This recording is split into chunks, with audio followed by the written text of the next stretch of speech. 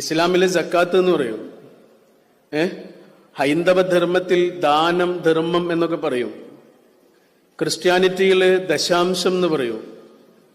ഇതിൽ ഏതെങ്കിലും ഒരു വാക്യങ്ങളൊക്കെ കേട്ടിട്ടുണ്ടാവും. സക്കാത്ത് എന്ന് കേട്ടിട്ടുണ്ടാവാം, ചില ആളുകൾ പിന്നെ ദശാംശം എന്ന് കേട്ടിട്ടുണ്ടാവാം, അല്ലെങ്കിൽ ദാനം, ധർമ്മം എന്നൊക്കെ കേട്ടിട്ടുണ്ടാവാം. ഇതെന്താ സംഭവം? നമുക്ക് എന്താണുള്ളത് അതിൽ നിന്ന് പകുത്ത് പങ്കുവെക്കലാണ്, അത്രയേ ഉള്ളൂ. അത് പൈസ മാത്രമല്ല.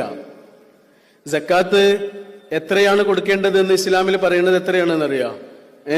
2.5% എന്ന് പറഞ്ഞാൽ ഞാൻ അധ്വാനിച്ചുണ്ടാക്കിയ പണത്തിൽ നിന്ന് ഓരോ വർഷവും ഞാൻ എൻ്റെ ആവശ്യങ്ങൾക്കൊക്കെ ചെലവഴിച്ചിട്ട് ബാക്കിയുള്ള പണമില്ലേ, ആ പണത്തിൽ നിന്ന് 2.5% ഞാൻ മറ്റുള്ളവർക്ക് കൊടുക്കണം.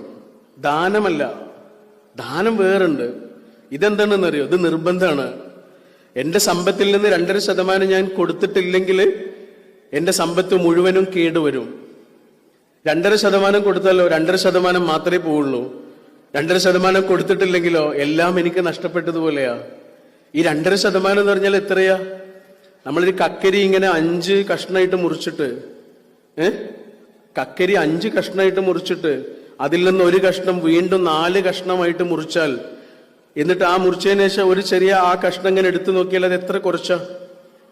ഒരു കക്കരിയുടെ 1/5 4/1 എത്ര കുറച്ചാണിടാ? അതിന് പറയുന്ന പേരാണ് 2.5%.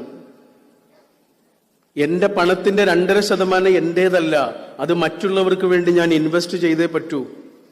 ഇത് സമ്പത്തിന് മാത്രമല്ല, നമ്മുടെ സമയത്തിനുണ്ട്, നമ്മുടെ അറിവിനുണ്ട്, നമ്മുടെ ആരോഗ്യത്തിനുണ്ട്, എല്ലാത്തിനുണ്ടടാ. അവിടെ നമ്മൾ നമ്മുടെ തന്നെ ജീവിതത്തിന് അർത്ഥം കൊടുക്കുകയാണ് ചെയ്യുന്നത്.